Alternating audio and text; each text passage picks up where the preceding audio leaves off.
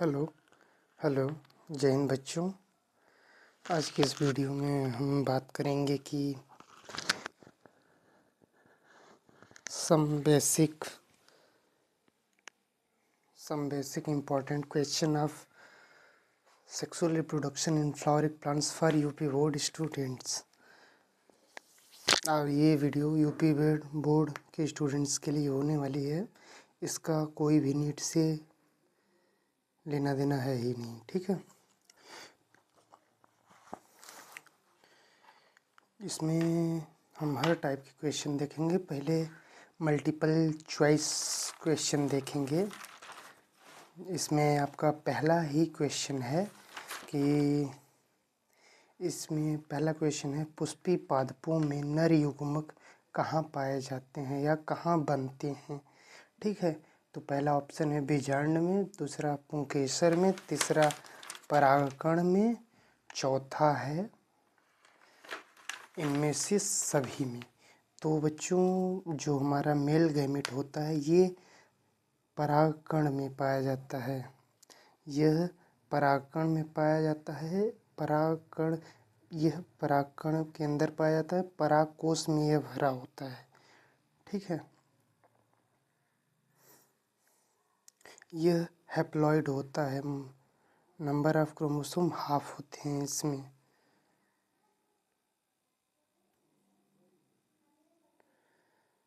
अब इसी टाइप का एक क्वेश्चन है, परागकण का निर्माण कहाँ होता है। तो परागकण का निर्माण परागकोश में होता है, ठीक है।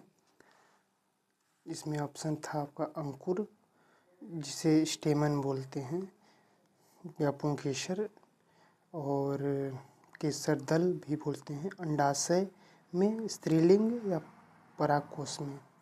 तो आपका परागकोश में ऑप्शन हो जाएगा सही आंसर। तीसरा क्वेश्चन है, परागकण मतलब कि पॉलन ग्रेन और अंडाणु ओवम के मिलने को क्या कहते हैं। तो इस प्रक्रिया को फर्टिलाइजेशन बोलते हैं। समझ रहे हैं बच्चों, जब कोई नर युग्मक और मादा युग्मक आपस में मिलते हैं, जब कोई नर युग्मक परागकण और मादा युग्मक अंडाणु आपस में मिलते हैं तो इस प्रक्रिया को या इस प्रोसेस को फर्टिलाइजेशन या निषेचन कहते हैं, ठीक है। और ये परागकण पहुँचते कैसे हैं अंडाणु के पास। तो एक बहुत अच्छी प्रोसेस होती है जिसे पॉलिनेशन या परागण बोलते हैं। परागकण मेल गैमेटोफाइट होता है और परागण एक प्रोसेस होती है, एक इवेंट होता है, ठीक है। अब पूछ रहा है ये कि किस संरचना को पुष्प का पुरुष प्रजनन अंग कहते हैं। ये सारे एक ही टाइप के क्वेश्चन हैं। तो पहला ऑप्शन है कलिका, दूसरा अंडाशय या ओवरी, पहले इसको बर्ड्स बोलते हैं, वर्तिकाग्र, या फिर केसर दल या पुंकेसर। तो बच्चों, इसमें पहला आपका फोर्थ ऑप्शन हो जाएगा, केसर दल को हम नर प्रजनन अंग बोलते हैं, ठीक है। इसको हम नर प्रजनन अंग कहते हैं। इसी के अंदर परागकोश में परागकण भरे होते हैं, जिसे जो पॉलिनेशन के थ्रू फीमेल के रिप्रोडक्टिव पार्ट तक पहुंचते हैं। अब बात आती है कि पुष्प का कौन सा भाग बीज का निर्माण करता है, ठीक है। तो पुष्प का बच्चों ओवरी, जिसे अंडाशय बोलते हैं, अंडाशय के अंदर ही ओव्यूल पाए जाते हैं, अंडाणु, जो निषेचन के बाद सीड या बीज में कन्वर्ट हो जाते हैं या बदल जाते हैं। छठवां क्वेश्चन आपका है बच्चों, परागण में सबसे आम माध्यम कौन सा होता है, सबसे कॉमन एजेंट या फैक्टर कौन से होते हैं। तो मिट्टी, दूसरा ऑप्शन है पानी, तीसरा ऑप्शन है सूर्य का प्रकाश, चौथा ऑप्शन है हवा और रोशनी, सॉरी हाउ कीट और हवा। तो इंसेक्ट एंड विंड ये कॉमन फैक्टर होते हैं बच्चों मुख्य रूप से। इन्हें एबायोटिक एंड बायोटिक एजेंट भी बोलते हैं हम, ठीक है। तो ये आपका फोर्थ आपका करेक्ट ऑप्शन हो जाएगा। इन क्वेश्चन को आप अपने नोटबुक में कॉपी करके इनका रिवीजन ज़रूर करिए। ये क्वेश्चन आपके बोर्ड पेपर में ज़रूर पूछे जा सकते हैं। मैं ये नहीं कह रहा हूँ पूछे ही जाएंगे, लेकिन पूछे जा सकते हैं। अब यह क्वेश्चन है आपका, किस प्रकार के परागण में परागकण परागकण या पॉलन ग्रेन उसी फूल के एक पौधे के दूसरे फूल तक पहुंचता है। मतलब ये कहना चाह रहे हैं कि किस परागण में वो जो पॉलन ग्रेन होता है या मेल गैमेटोफाइट होता है, वह फूल के एक पौधे से एक फूल, मतलब पौधे के एक फूल से दूसरे फूल तक, मतलब पौधा सेम है, उसी फूल के से किसी दूसरे फूल तक पहुंचता है। किस प्रकार के परागण में? तो यह परागण सेल्फ पॉलिनेशन में पॉसिबल है, ठीक है बच्चों। सेल्फ पॉलिनेशन वही या उसी फूल के दूसरे पौधे तक परागकण का पहुंचना कहलाता है। मतलब कि परागकण का या मेल गैमेटोफाइट का फीमेल उसी पौधे के किसी और पुष्प तक पहुंचना ही मतलब सेल्फ पॉलिनेशन या स्वपरागण कहलाता है। मतलब फूल वही रहेगा या वही फूल होगा या किसी और फूल पर, उसी पौधे के किसी दूसरे फूल तक पहुंचेंगे पॉलन ग्रेन। अब बात आती है बच्चों की डबल फर्टिलाइजेशन, जो कि बहुत स्पेशल इवेंट होती है, जो कि एक अच्छी और बहुत ही ब्यूटीफुल इवेंट होती है एंजियोस्पर्मिक फ्लावरिंग प्लांट्स की, ठीक है।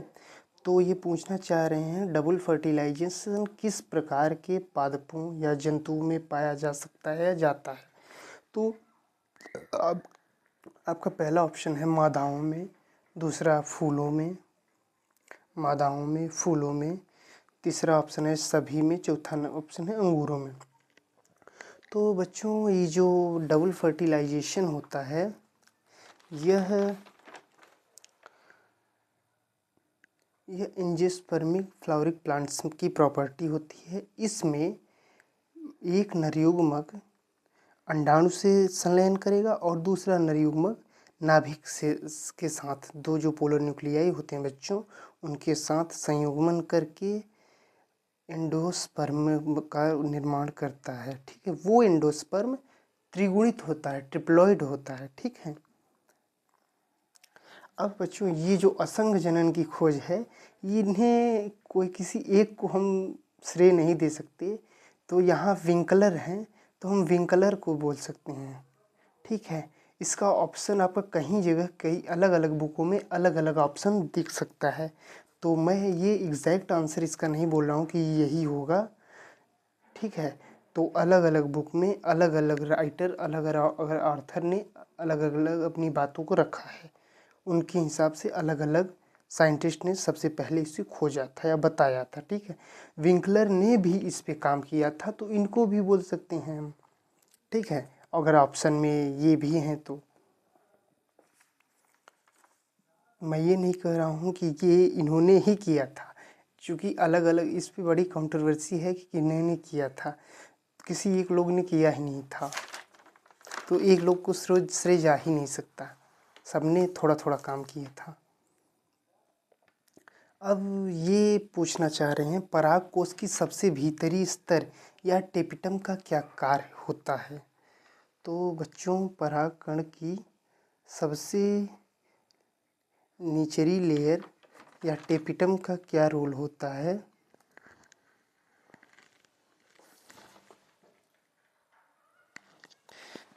तो सबसे इनर लेयर का क्या काम होता है मैं बताता हूँ आपको। पहला ऑप्शन है आपका सूक्ष्म बीजाणु, जिसे परागकण बोलते हैं।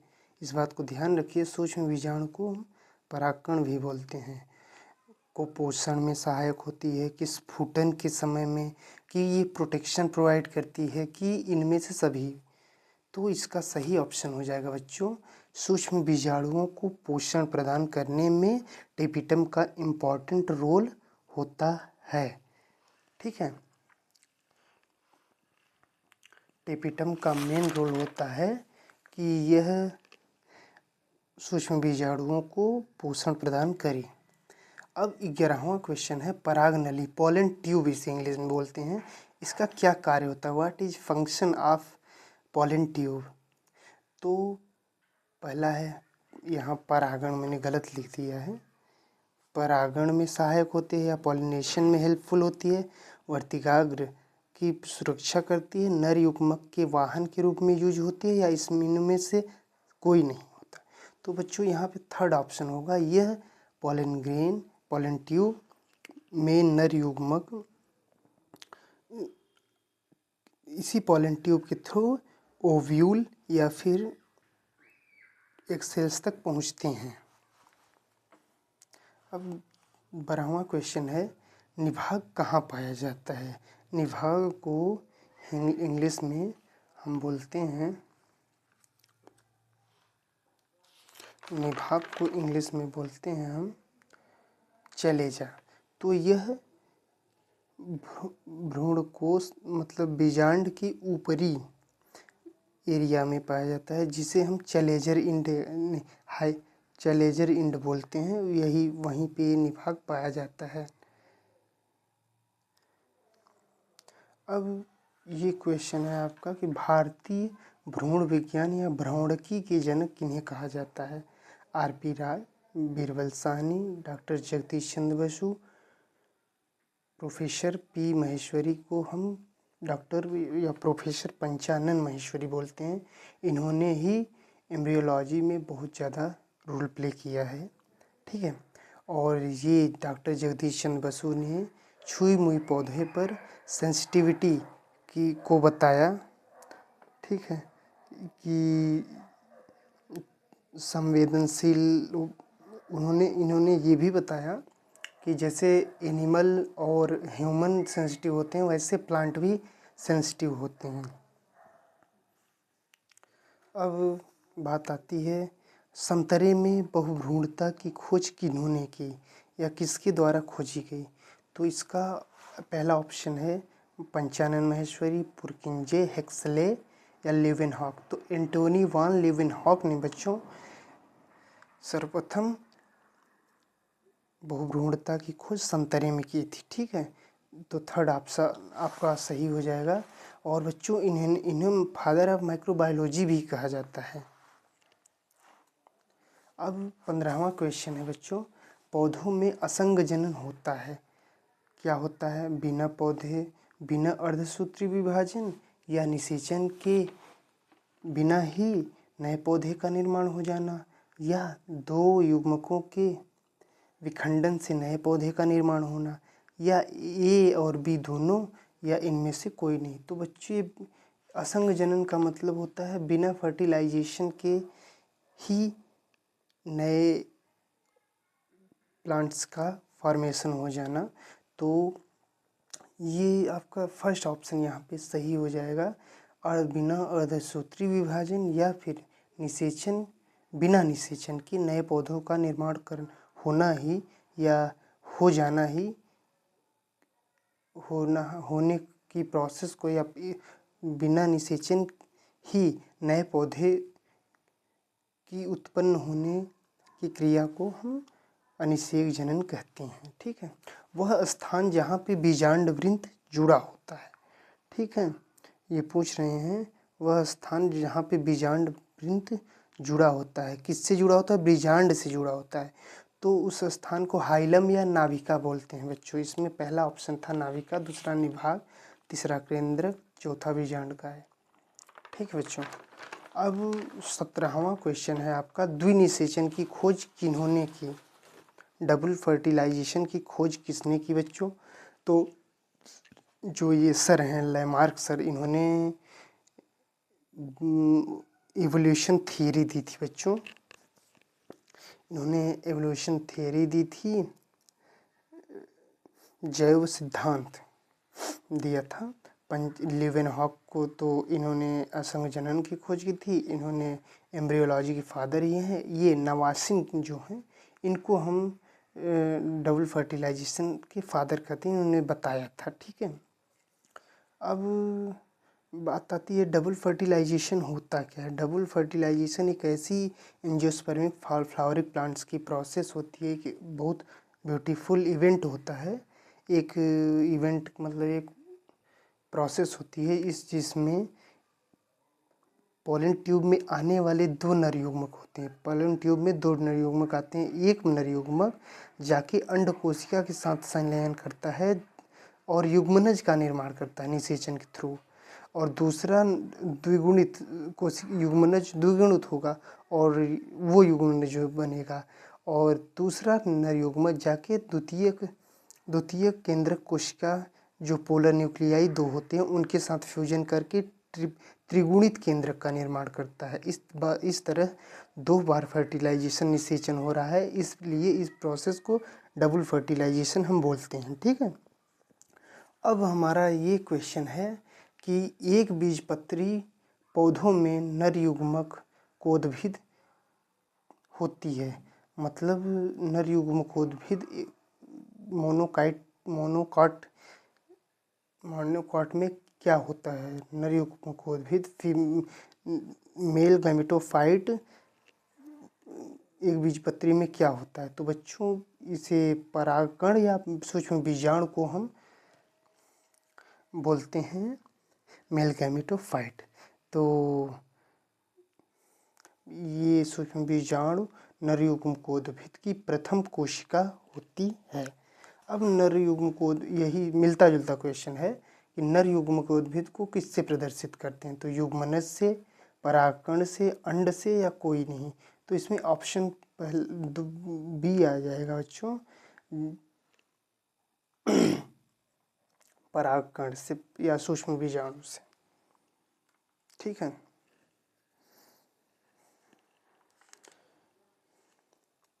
अब बच्चों हाँ, नर युग्मकोद्भिद तो मतलब कि प्रथम कोशिका होती है एक उनकी मेल गैमेटोफाइट की प्रथम फर्स्ट सेल। नर युग्मकोद्भिद मेल गैमेटोफाइट की प्रथम कोशिका होती है। वैसे ही क्रियाशील दीर्घ बीजाणु मादा युग्मकोद्भिद की प्रथम कोशिका होती है। अब क्वेश्चन नंबर 20 है आपका कि कैप्सुला एक प्लांट होता है, इसमें भ्रूण की आकृति किस आकार की होती है, इसकी आकृति किस आकार की होती है। तो बच्चों इसमें 4 ऑप्शन है। पहला ऑप्शन है तंतुकार, दूसरा है शंकुकार, तीसरा है हृदयाकार, चौथा है गोलाकार। तो बच्चों इसमें जो शेप होती है कैप्सुला की, एम्ब्रियो की, भ्रूण की, वो हृदयाकार होती है, हृदय आकार की होती है। ठीक है, अब क्वेश्चन है कि परागकण की आउटर लेयर, भीतरी लेयर को हम क्या बोलते हैं। ठीक है, तो परागकण की इनर लेयर को हम एंटाइन बोलते हैं। परागकण की इनर लेयर को एंटाइन बोलते हैं। परागकण 2 लेयर से मिलकर बनता है, 2 परतों से मिलकर बना होता है। आउटर लेयर को एक्साइन बोलते हैं, जो कि बाहरी और बहुत कठोर लेयर होती है, जो कि एक्सपोरोपोलेनिन की बनी होती है। ठीक है, और दूसरी लेयर एंटाइन जो कि नरम होती है, और ये इनर लेयर होती है। ठीक है, अब क्वेश्चन आता है एम्ब्रियो सैक, जिसे भ्रूणपोष कहते हैं। भ्रूणपोष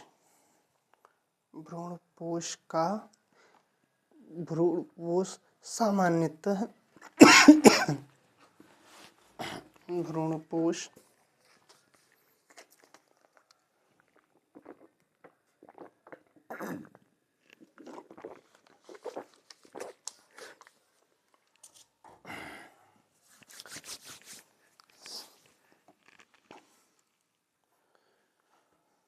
बच्चों पूछ रहे हैं ये कि भ्रूणपोष जो होता है, एम्ब्रियो सैक जो होता है, वह सामान्यतः कितने कोशिकाओं का होता है?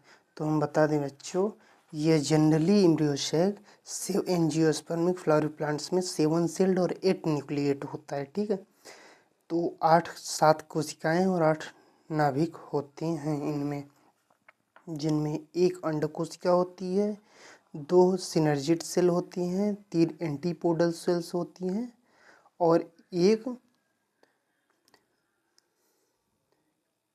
द्वियुगीय केंद्रकीय कोशिका होती है। ठीक है, अब क्वेश्चन है एंटीपोडल सेल्स कहाँ पाए जाते हैं? इससे मिलता जुलता क्वेश्चन है। एंटीपोडल सेल्स भ्रूण कोश में पाए जाते हैं।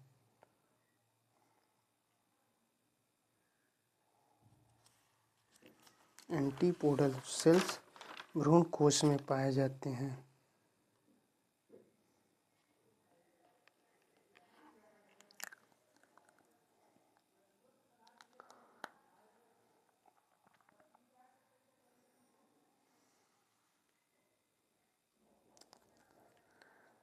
अब ये पूछ रहे हैं एंडोस्पर्म की सामान्यतः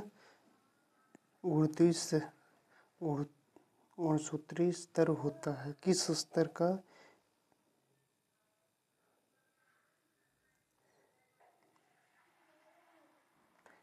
एंडोस्पर्म किस स्तर का एंडोस्पर्म सामान्यतः किस गुणसूत्री स्तर का बना होता है या होता है? एक गुणितीय, द्विगुणितीय, त्रिगुणितीय, चतुर्गुणितीय। तो बच्चों इसका आंसर हो जाएगा, जनरली ये ट्रिप्लॉइड होता है एंडोस्पर्म, तो इसका ऑप्शन हो जाएगा 3rd।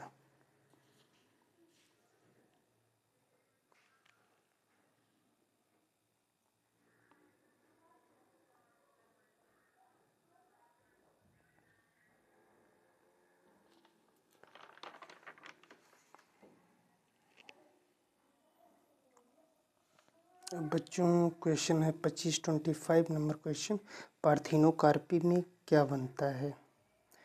तो पार्थिनोकार्पी में परागकण बनता है। पहला ऑप्शन है बीज रहित फल, बीज सहित फल, 3rd बीज रहित फल, 4th निषेचन रहित फल। तो बच्चों पार्थिनोकार्पी मतलब होता है बिना सीडलेस प्लांट होते हैं इनमें सीडलेस फ्रूट होता है, सीड इसमें नहीं होता।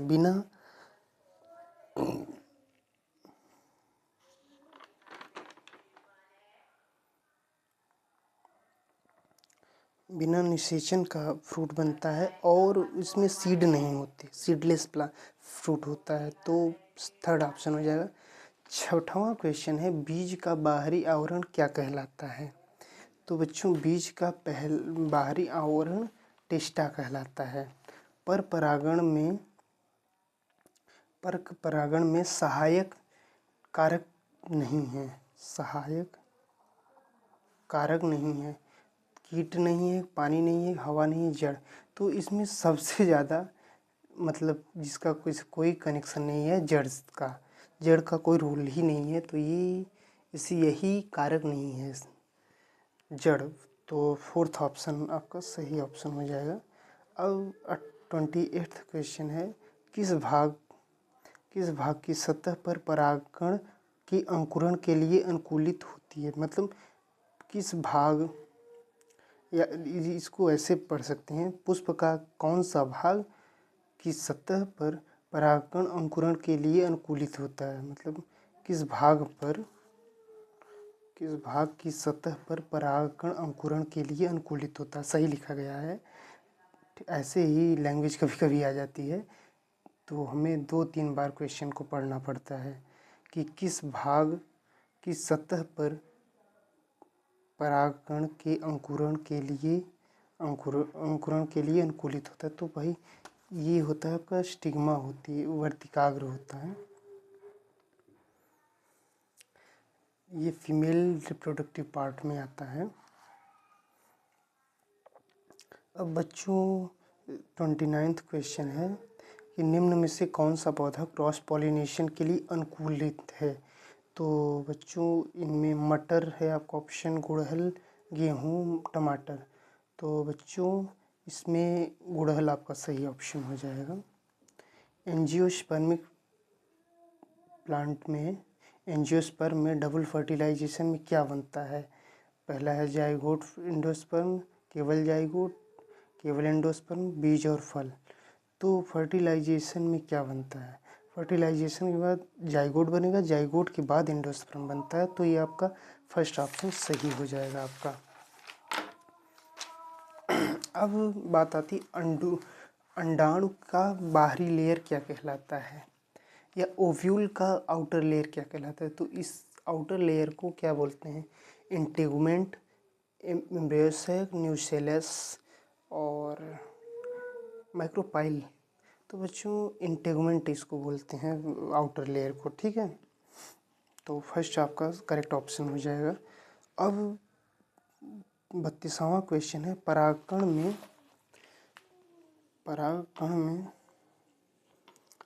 परागकण में ट्यूब कोशिका और जनन कोशिका का कार्य क्या होता है? किस फंक्शन के लिए ये दोनों रिस्पॉन्सिबल होती हैं? तो बच्चों ये जो आपका ट्यूब कोशिका होती है, ये बीज बनाना इसका काम होता है। ऑप्शन इन्होंने दिया है, ट्यूब कोशिका का काम होता है बीज बनाना, जनन कोशिका का फल बनाना। दूसरा ऑप्शन है ट्यूब कोशिका का ट्यूब बनाना, जनन कोशिका का फर्टिलाइजेशन। थर्ड ऑप्शन है दोनों केवल पोषण के लिए होती हैं। चौथा ऑप्शन है ट्यूब कोशिका फर्टिलाइजेशन, जनन कोशिका पोषण। तो बच्चों जो इसका सही ऑप्शन होगा वो है सेकेंड, ट्यूब कोशिका काम होता है पोलन ट्यूब का फॉर्मेशन करना, और जनन कोशिका फर्टिलाइजेशन में हेल्प करती है, ठीक है। अब 33वां क्वेश्चन है, कौन सा पौधा एंडोस्पर्म रहित बीज देता है? नॉन एंडोस्पर्मिक सीड कौन सा है? वीट है कि कैक्स्टर है कि कोकोनट है कि मेज है? ठीक है, तो बच्चों कैक्स्टर होता है, ये नॉन एंडोस्पर्मिक सीड होता है आपका। इसमें एनसीईआरटी में एग्जांपल दिया गया है कि नॉन एंडोस्पर्मिक का एग्जांपल कैक्स्टर है। फल की 34वां क्वेश्चन है, फल में भीतरी परत कौन सी होती है? फल की भीतरी परत कौन सी होती है? इसको ऐसे बोल सकते हैं, तो क्या बोलते हैं? Exocarp, mesocarp, endocarp, seed coat. तो बाहरी सॉरी आउटर लेयर पूछ रहा है ये, तो एक्सोकार्प बोलेंगे। तो एक्सोकार्प बोलते हैं हम आउटर लेयर को, सीड की आउटर लेयर को एक्सोकार्प, फ्रूट की आउटर लेयर को एक्सोकार्प बोलते हैं। तो फर्स्ट आपका सही ऑप्शन हो जाएगा। अब 35वां क्वेश्चन है, सेल्फ पॉलिनेशन में कौन सी विशेषताएं कॉमन होती हैं या सामान्य होती हैं? जेनेटिक डाइवर्सिटी को बढ़ाना, क्रॉस पॉलिनेशन की आवश्यकता। थर्ड ऑप्शन है इंसेक्ट इंडिपेंडेंसी, फर्टिलाइजेशन में आसानी। तो फोर्थ ऑप्शन होता है ये फर्टिलाइजेशन में बड़ी आसानी से हो जाता है इसमें फर्टिलाइजेशन। अब 36वां क्वेश्चन है, हवा से परागण या एनिमोफिली जिसे बोलते हैं के लिए कौन सा कैरेक्टर एडवेंटिशियस है या फिर अनुकूल है? पहला है रंग बिरंगे फूल, सुगंधित मीठा रस। दूसरा ऑप्शन है छोटे हवादार बिना रंग के फूल। थर्ड है नेक्टर रहित फूल, बड़े परागण। चौथा है बड़े सुगंधित फूल। तो इसमें आपका दूसरा ऑप्शन सही होगा। सही ऑप्शन है छोटे हवादार, छोटे होने चाहिए फूल, हवादार और बिना रंग के फूल होने चाहिए। क्योंकि